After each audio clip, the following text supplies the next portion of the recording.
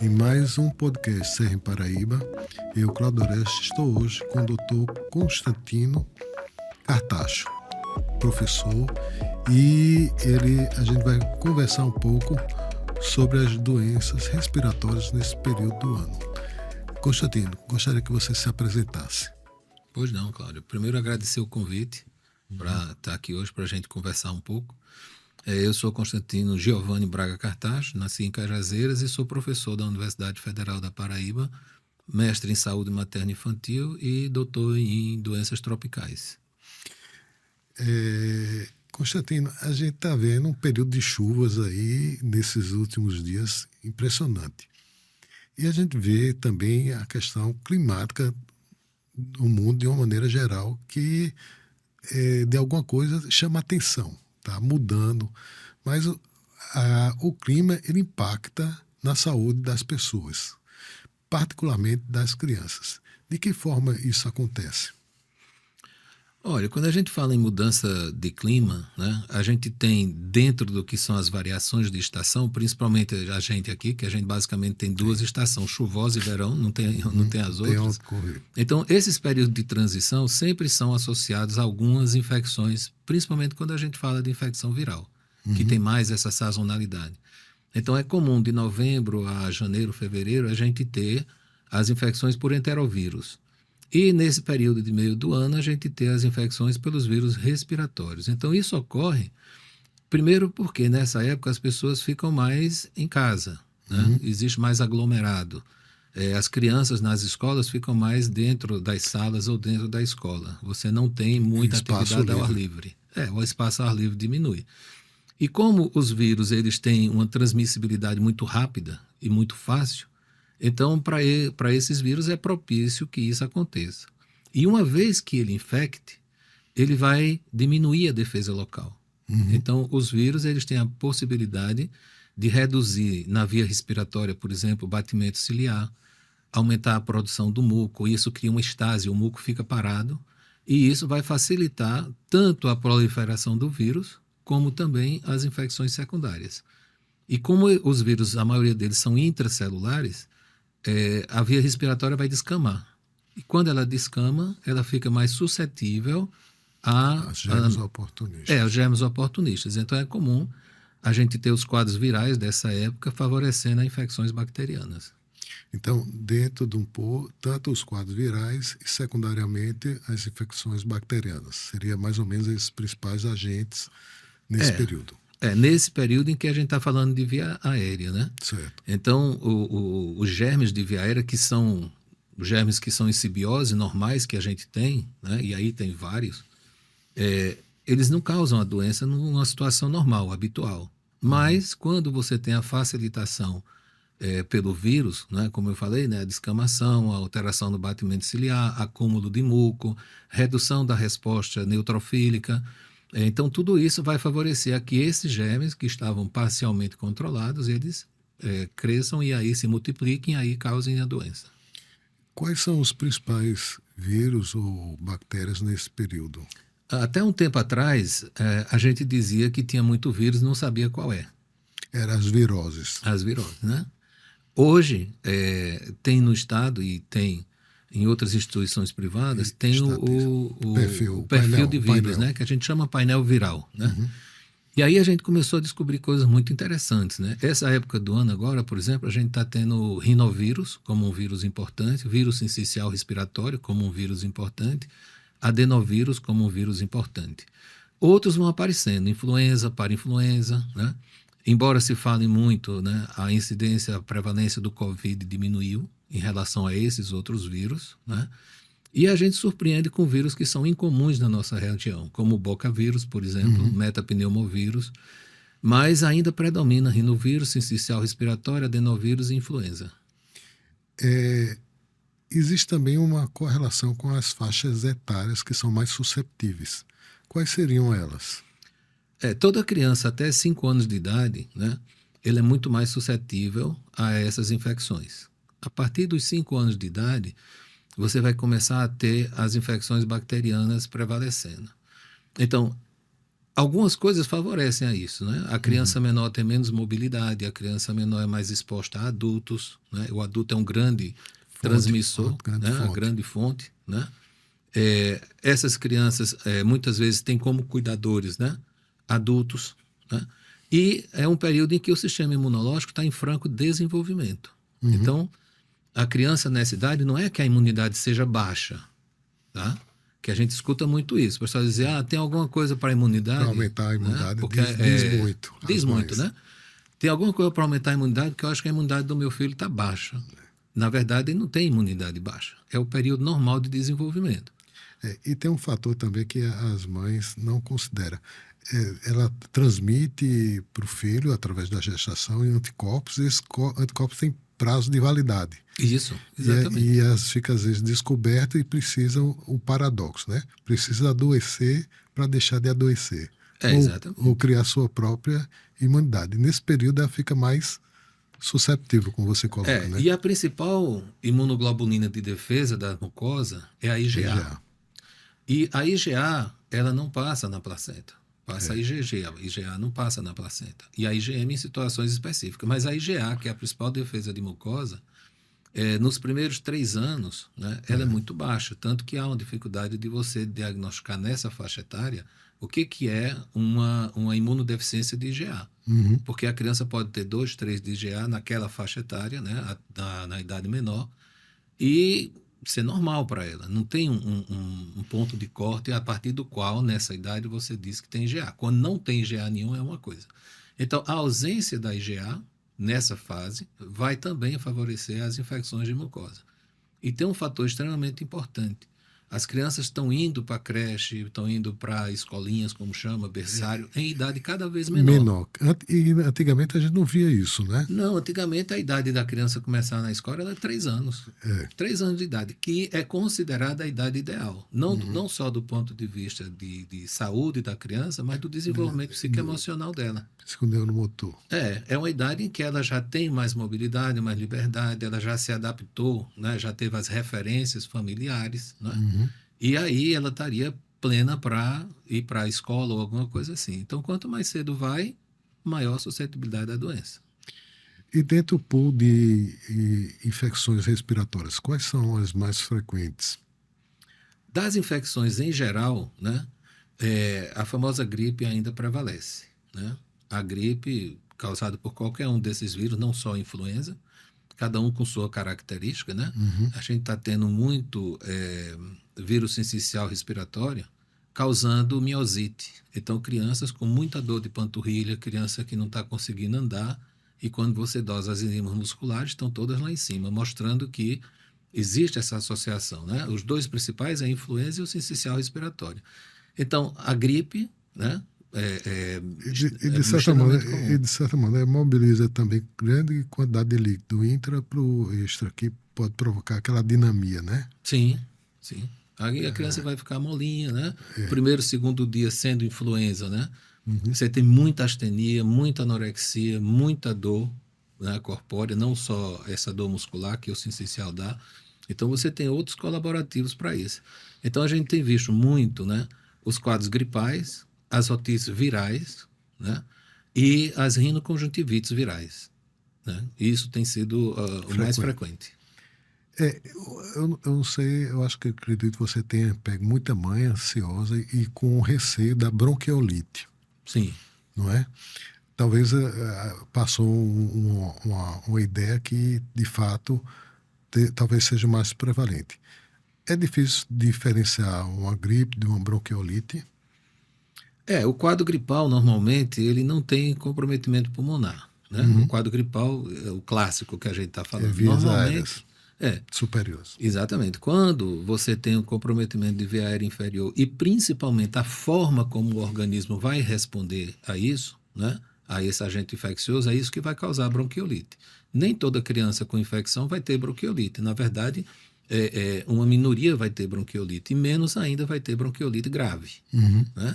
Então, criou-se essa coisa de que a criança vai ter sempre bronquiolite, né? E que sempre vai ser grave.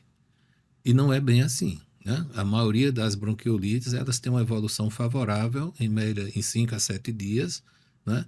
em que a criança se recupera plenamente.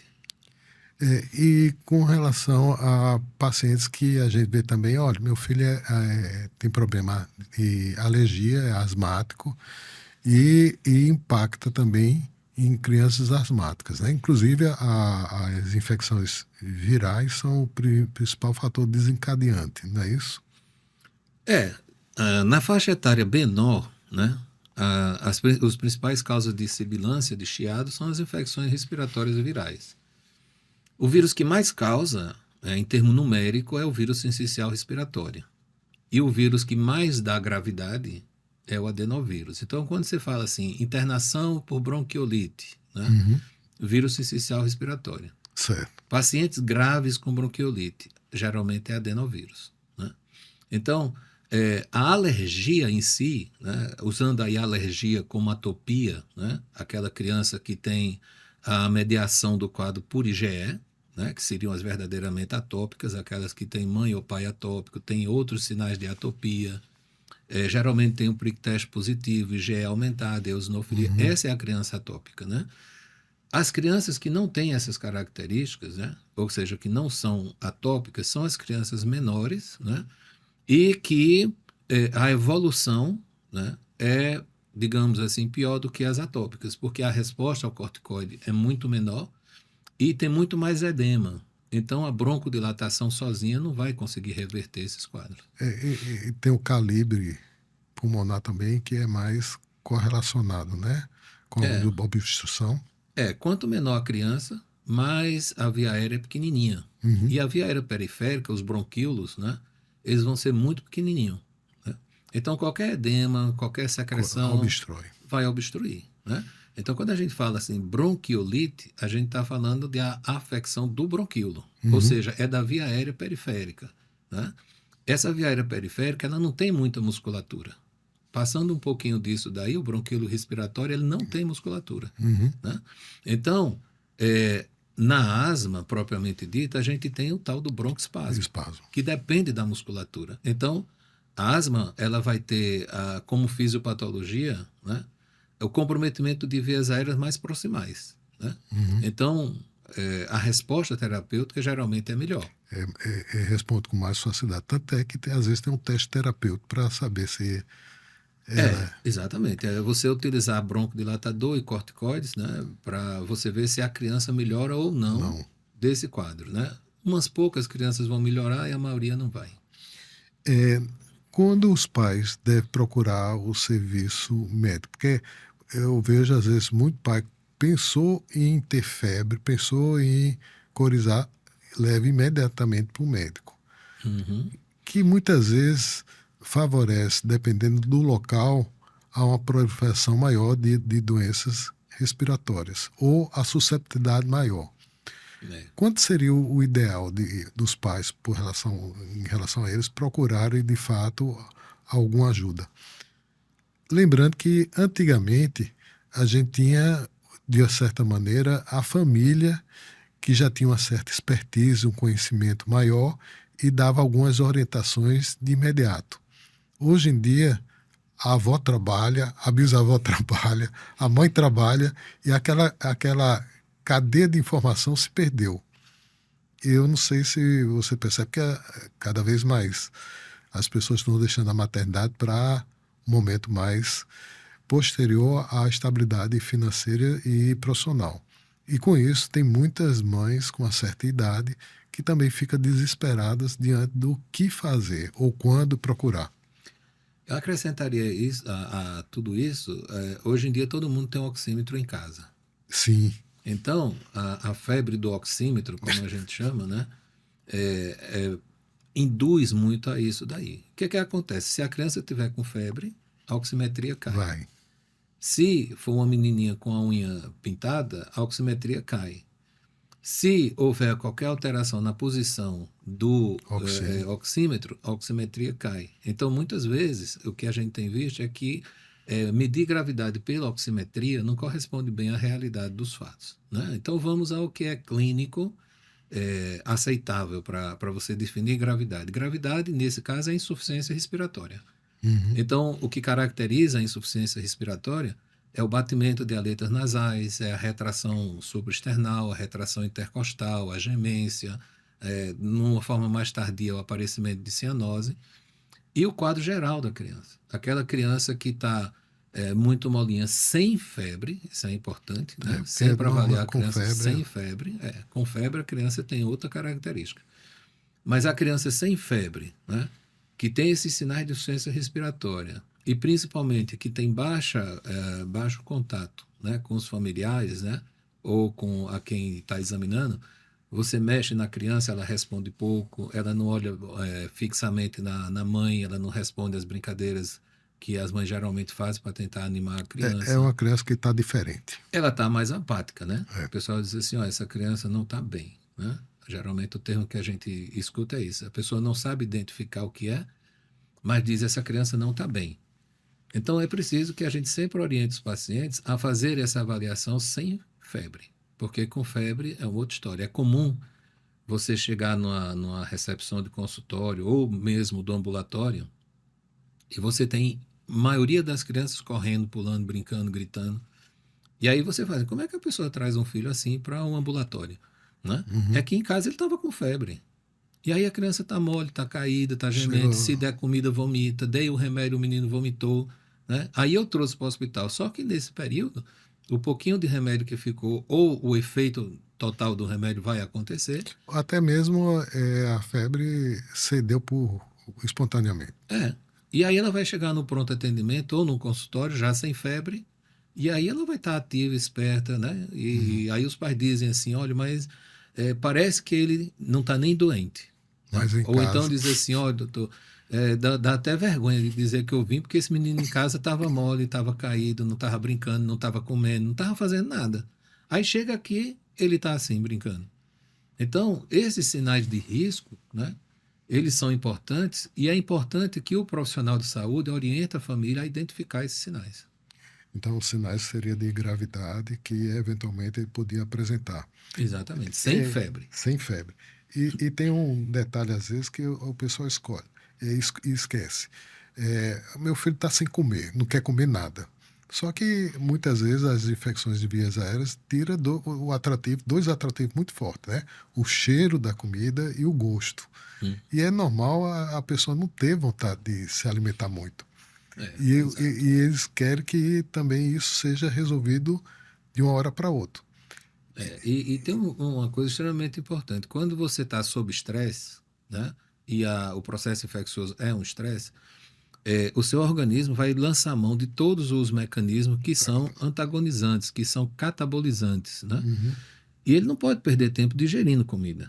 Uhum. Então, existe uma lógica de redução do apetite por redução do nível de insulina, de hormônios outros do trato digestivo e aumento dos hormônios catabolizantes. E isso vai levar a uma redução natural do apetite. Então, quem está sob estresse não come. Uhum. Né? A pessoa disse assim, eu estava com fome, levei um susto tão grande que até a fome passou. É comum você ver isso. A pessoa dizia, eu estava com vontade de urinar, mas tive um susto tão grande que nem senti mais, passou. À vontade. E depois volta, né? Por quê? Porque o seu organismo está sob estresse. E uma grande parte são doenças autolimitadas. Né? Sim. A gente até brinca disso que uma gripe ela cura com 7 dias sem nada e com um antibiótico é uma semana. Exatamente. E tem uma outra fase, né, que diz que as doenças virais curam com médico, sem médico, apesar do médico. Né? Exato. Então é uma coisa que é verdade. Né? Uhum. Às vezes a gente atrapalha.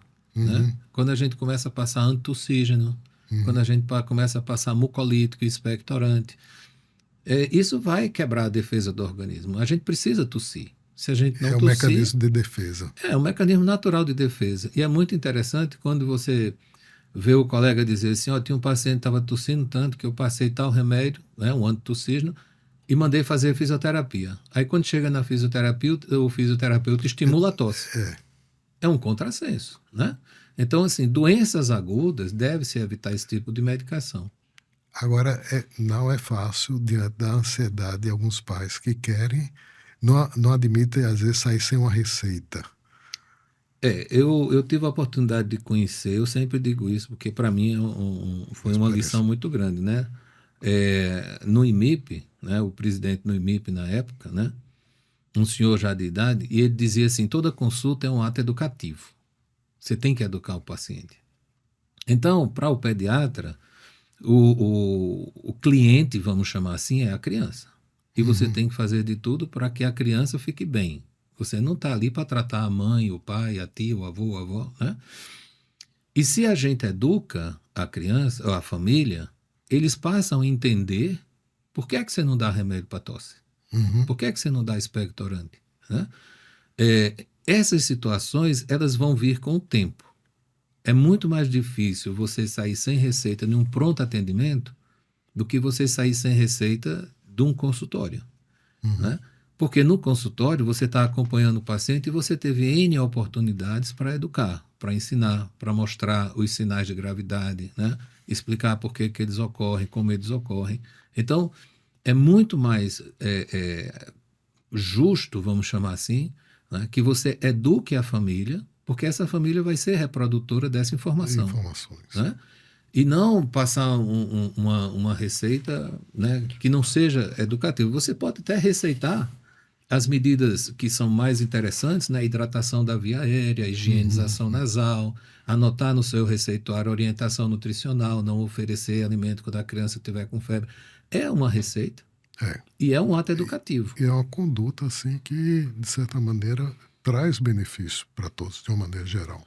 E se você está num pronto atendimento, né, você sempre deve anotar na própria receita, né, os sinais de que a criança deve voltar se aparecer. Caso apresente. Então, se você atender uma criança, né, a criança está em estado geral bom, tranquila, né, mas com um quadro de gripe, você sabe que ela pode evoluir para uma otite, ela pode evoluir para uma laringite, uma amidalite. Né? Eu até brinco, digo assim, imagine que não seja seu filho e você esteja olhando ele em outro lugar. Sim. Você diria que ele está doente? É essa perspectiva que eu sempre faço ele olhar de forma diferente, não como o pai, porque o pai tem muito viés emocional às vezes. E sempre está muito ruim. Né? E isso é até uma medida protetiva para o médico. Né? Se você põe assim, atendi o fulaninho de tal, apresentando estado geral bom sem sinais de risco, orientei retorno em caso de isso. Isso são medidas, né, que eu acho, né, que deveria constar em todo receituário. Sinais de risco. Né? Logo quando eu comecei, eu tinha um receituário, e esse receituário tinha identificação da criança, aquela coisa todinha, e na borda esquerda dele, ele tinha assim, em caso de diarreia, retornar-se a apresentar isso e isso. Caso de doença respiratória, retornar-se a apresentar isso e isso. Então, no lado esquerdo, de forma muito resumida, tinha as orientações básicas para essas situações. Né? E os pais gostavam muito disso daí, porque eu pegava e tinha ali a orientação de quando retornar. E mesmo porque, às vezes, algumas informações não dá para gravar no momento da consulta. Sim. E estando descrita no receituário, fica mais fácil ele acessar posteriormente. Exatamente. Então, é uma sugestão, né, e até para os colegas, né, que no seu receituário, na borda esquerda, né, você faz um quadradinho onde vai estar a medicação e do lado esquerdo você faz essas orientações. Caso de diarreia, sinais de risco, esse. Respiratório, esse. Né? E com isso você vai ter mais segurança e vai educar melhor. Ainda nessa perspectiva de educação, orientação e prevenção. Eu não sei, existe uma vulnerabilidade, não é nem vulnerabilidade, seria assim, uma variação muito grande de procura de médicos que não é o mesmo. E isso, na minha opinião, é péssimo para a criança. Talvez seja fácil para os pais procurar um médico que esteja mais disponível, mas ao mesmo tempo quebra uma coisa importante que é o vínculo e o conhecimento do médico acerca das características da criança e da família. Duas coisas importantes. Médico é a escolha do paciente. Primeira coisa, né? Então, quem escolhe, quem vai cuidar do paciente ou de si, né, é o paciente. Tem o direito de escolha. Isso é o primeiro ponto.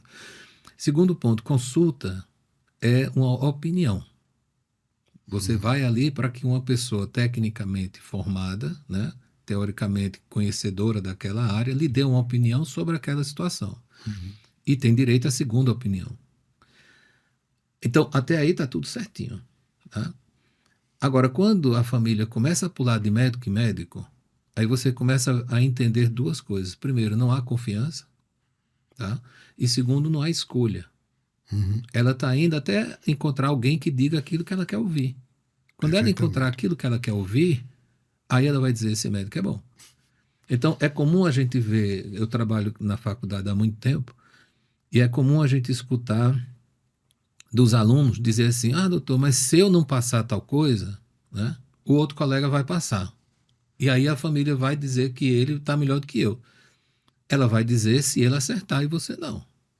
Né? Quando você atende o paciente com atenção, com cuidado, né? Fazendo uma anamnese bem feita, um exame físico bem feito, né? E no pronto atendimento isso pode ser rápido, não precisa ser 1 hora.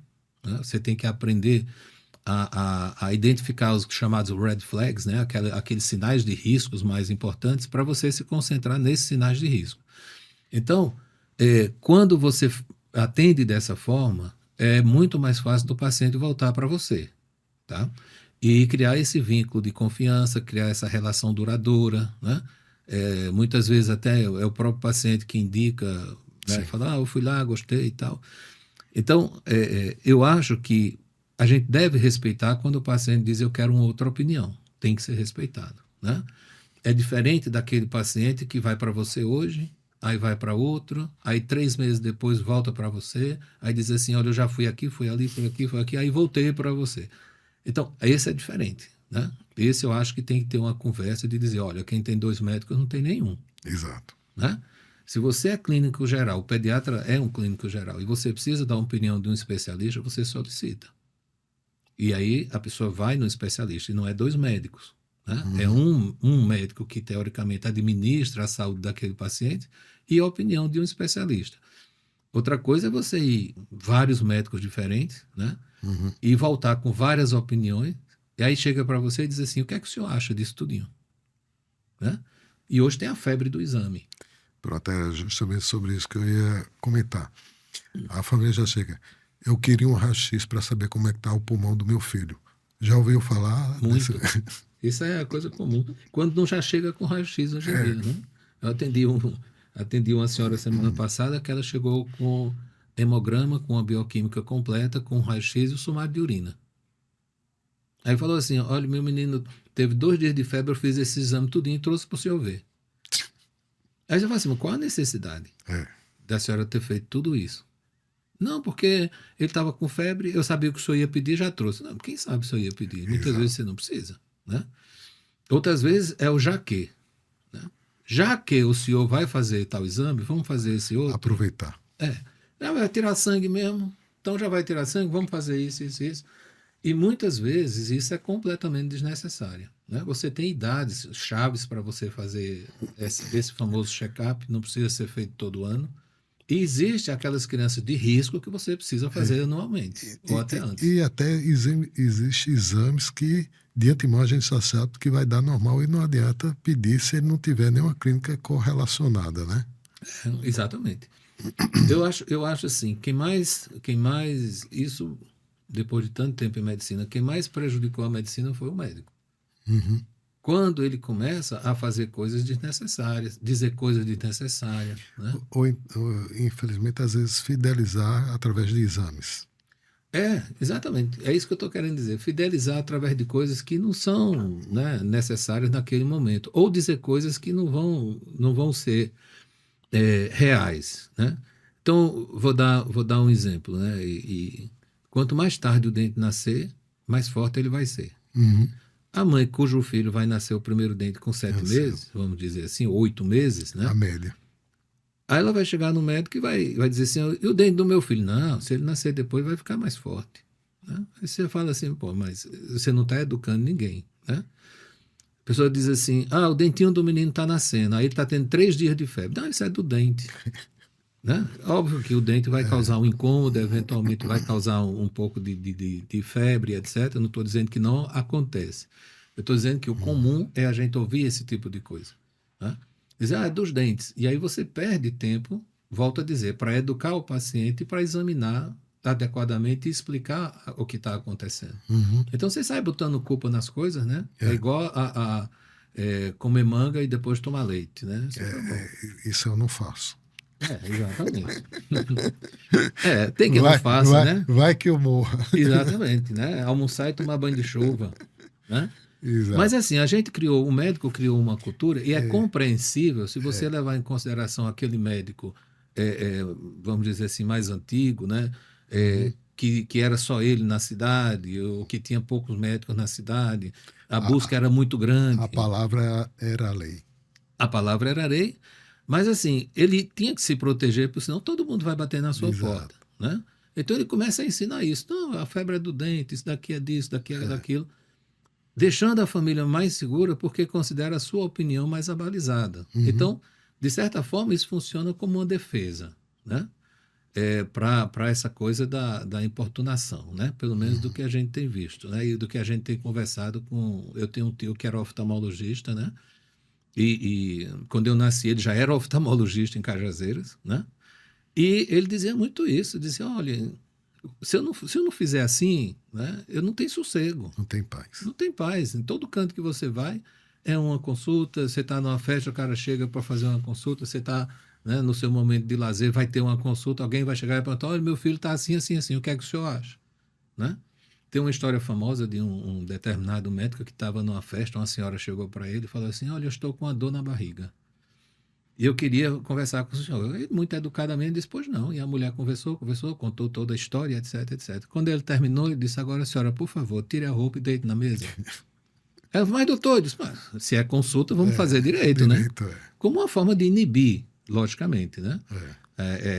A senhora. Então, funciona como uma forma de defesa, funciona como uma forma de dizer, isso não é o ambiente adequado, né? E vamos fazer a coisa direito. E tem uma outra coisa, assim, que, de certa maneira, falando de uma maneira geral na pediatria, é a questão do uso do WhatsApp. Sim. Como meio de acesso e o Dr. Google. É isso. Não é? O Dr. Google é aquele que não explica nada, né? E só começa pelas coisas piores.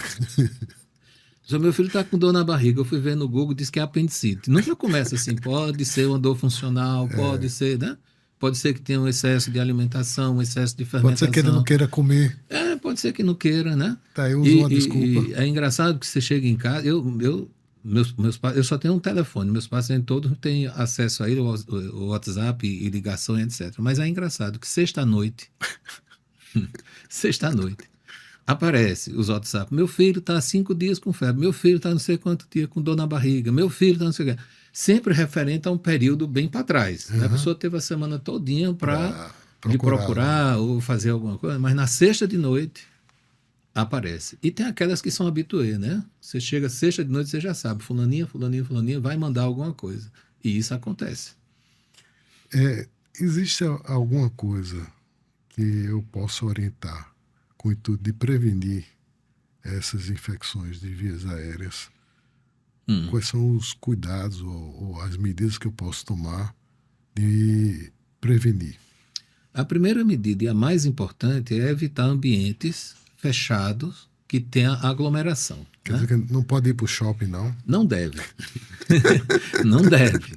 Poder pode, né? Você fala, posso fazer? Pode, não tem problema. Agora, não deve. Vamos evitar esse período, né? Que é um período de sazonalidade, né?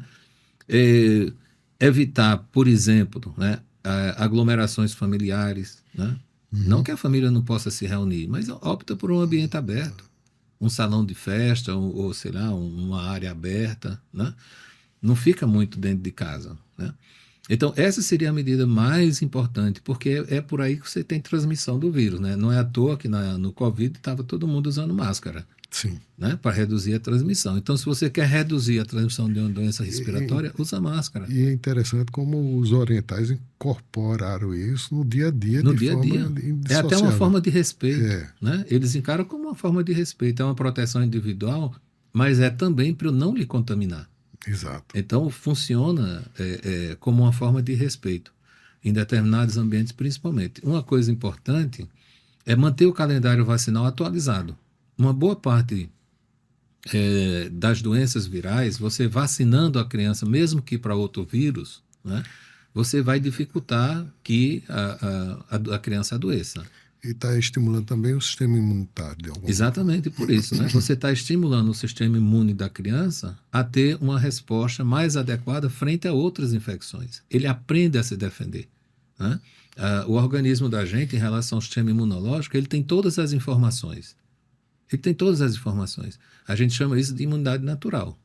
Você tem as informações. A sua genética mostra isso. O seu linfócito natural killer, que é o primeiro linfócito que vai aparecer lá para lhe defender, ele tem todas as informações, ele não tem a coordenação. Aí ele precisa ir lá no gânglio, estimular o linfócito para o TH0 transformar em TH1, TH2, aquela conversa todinha, e criar a memória imunológica. Essa memória imunológica, ela fica como um banco de reserva. E ela vai precisar, posteriormente, numa outra criança, ela vai precisar ser ativada. Acessada. Exatamente. E como é que o organismo acessa isso? Pela apresentação de antígeno. Então, quando ele apresenta o antígeno, na verdade, se a gente fosse simplificar muito, né, quando o linfócito recebe o antígeno, ele vai procurar nas gavetinhas dele onde é que está a resposta para isso aqui. Quando ele acha a sequência da resposta, estou falando de forma muito simplificada, né? Primeiro passo faz isso, segundo passo faz isso, terceiro passo faz isso. Ele vai no arquivo. Ele vai no arquivo, né? E aí, nesse arquivo, ele vai saber como processar a resposta imune específica, né? E, posteriormente, ele vai criar memória ou não. Tem determinados agentes infecciosos que criam memória imunológica, né? Fazendo com que, em outros contatos, você não adoeça. E existe aqueles que têm memória imunológica. Essa memória imunológica ela vai persistir. Ela vai ser reproduzida, né, para um novo ser que vai nascer. Então ela vai ficar ali guardadinha. Na hora que você precisa, ele puxa. Não tem como. Mas nunca teve contato. Vai demorar mais. Por exemplo, uma vacina para tuberculose, dando um exemplo, ou contato primário com o bacilo da tuberculose, vai levar de 3 a 6 semanas para se estabelecer o início da reação. Então, você faz uma vacina BCG numa criança, depois de 1 semana, 2 semanas, começa a aparecer uma hiperemia, uma pápula, uma pústula que rompe, que cicatriza. Isso é a formação da resposta imune. E aproveitando assim a sua expertise, a tuberculose, como é que ela está? Ela nunca baixou, né? Eu trabalho há 20 anos no Clementino Fraga, atendendo criança, e a gente vê que nunca houve redução da tuberculose, né? Por vários motivos, né? Embora aqui na Paraíba a gente tenha um sistema de saúde para tuberculose extremamente bem organizado, estruturado, é muito bem estruturado, funcionalmente ele é muito bom, tá certo? Mas ele passa pelos problemas sociais. Não só sociais, mas os problemas próprios da saúde que a gente tem hoje, né? Então, por exemplo, buscativa de casos. Se o paciente não vier ao ambiente, você diagnostica uma tuberculose. Os contactantes têm que ser examinados. Se os contactantes não vêm, o serviço de saúde deveria ir na casa. Hoje você tem o programa de saúde da família, né, que facilita esse tipo de contato. De acesso. Né, de acesso. Né? Mas o que a gente tem visto é que a tuberculose nunca baixou. Nunca baixou. No Clementino, o que a gente tem de criança com tuberculose em relação ao que se espera ter é um número muito alto. E 90% das vezes o contaminante é o familiar. Da família. É dentro de casa. E quanto menor a criança, maior a chance dela adoecer. Ela não pegou ao acaso? Não. Nunca. Ninguém pega a tuberculose assim ao acaso, né? E não tem sazonalidade. Tuberculose é uma doença que não tem sazonalidade. Então, e é curável. Na grande maioria dos casos é curável. Então,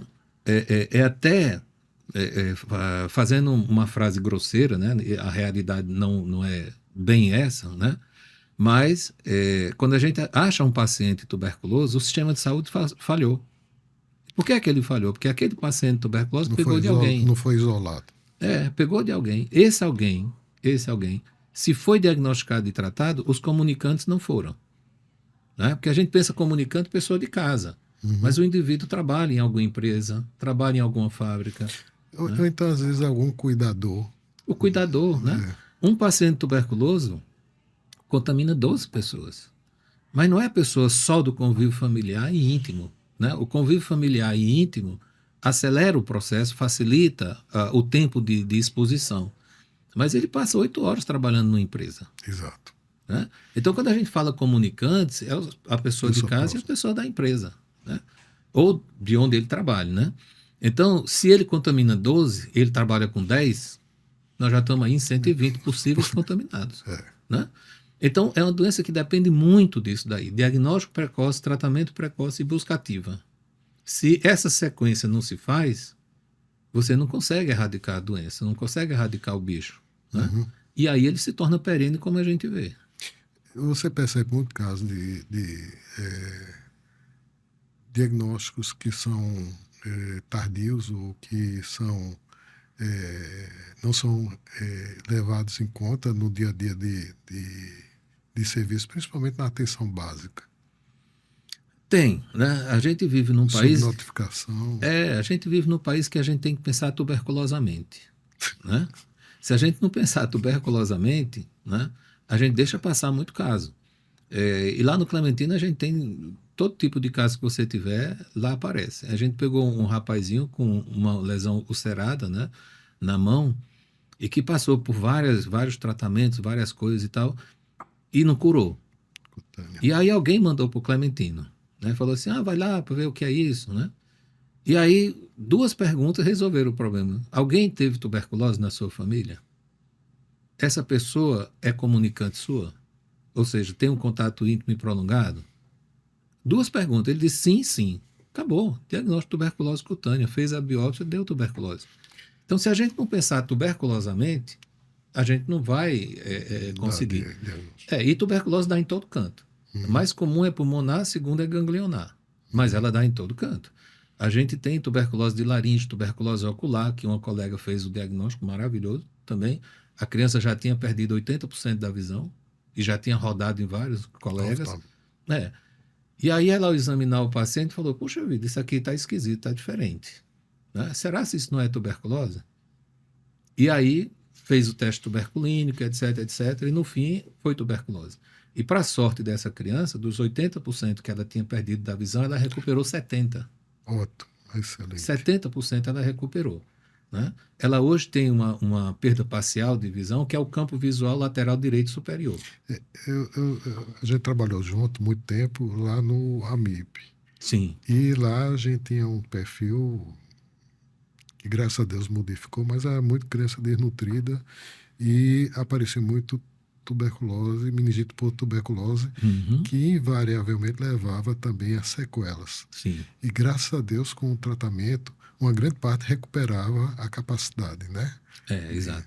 Olha, vou dizer uma coisa para você aqui com a maior sinceridade do mundo. A gente deve muito à doutora Leida. Sim. A saúde da criança deve muito à doutora Leida. É uma pessoa é uma profissional que deveria ser bem mais reconhecida, tá certo? E deveria ser bem mais, vamos dizer assim, homenageada, sabe? A dedicação de doutora Leida à saúde da criança e ao ensino, né, é inegável. Até hoje é uma pessoa que mantém ativa. De domingo a domingo. Né? E que puxou para si a responsabilidade das crianças desnutridas, das crianças sépticas. Né? Criou uma enfermaria específica para isso. Né? E com uma auxiliar de enfermagem específica para aquela enfermaria. Que a gente dizia, é a enfermeira de doutora Leida, né? Porque ela vivia lá dentro e tinha um olhar diferenciado. E sabia reconhecer, né? Sabia reconhecer os sinais.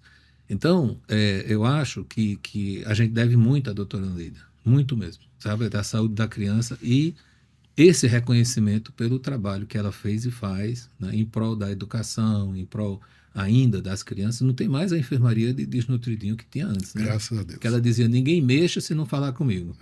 Mas você citou a meningite tuberculosa. A gente deu alta hoje no HU a uma menina com meningite tuberculosa.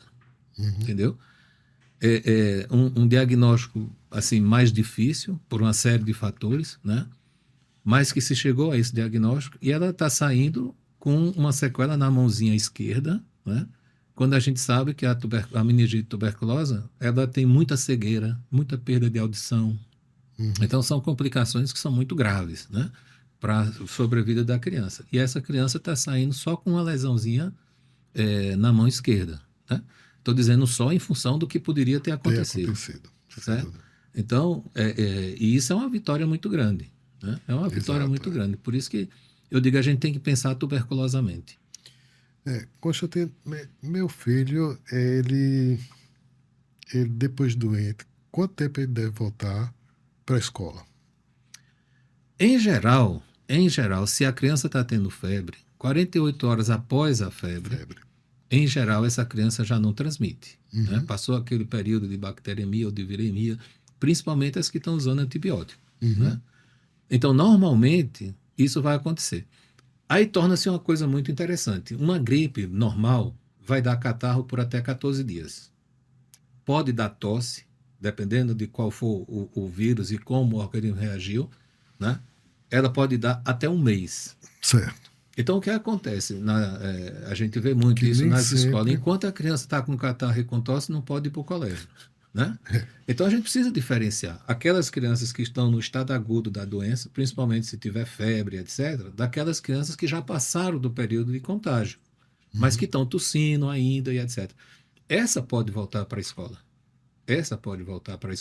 Aquela que está tendo febre, está na fase aguda da doença, né? Os primeiros 5 dias, 6 dias, ela deve se afastar, mas as outras não. As outras podem frequentar.